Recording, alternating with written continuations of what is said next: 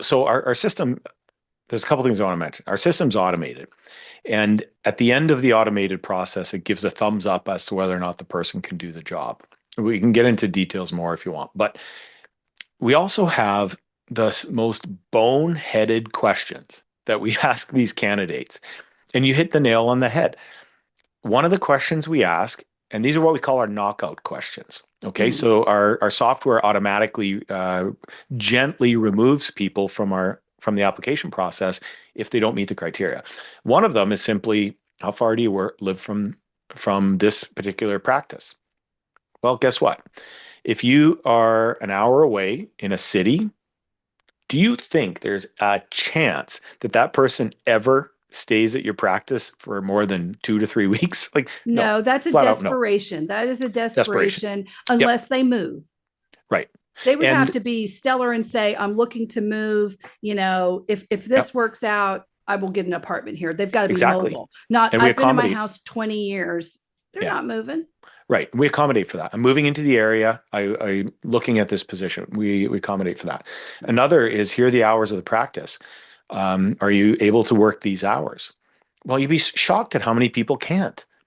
Like you, Kids or congratulations. I know you want a job that pays you full time to work from 10 to 2 on a Thursday and a Friday with a 2 hour lunch. God bless America. I really hope you nail one of those positions, but it's not with us. It's not with our client. This is a position where you have to show up to take care of people. You know, I get yeah. passionate about this, but it gets very frustrating when we see in mass that these effects are happening around the country and they're just categorically wasting everybody's time. That's why we put these things in place. We're also looking for we want them to make the first offer on a comp, like an hourly wage.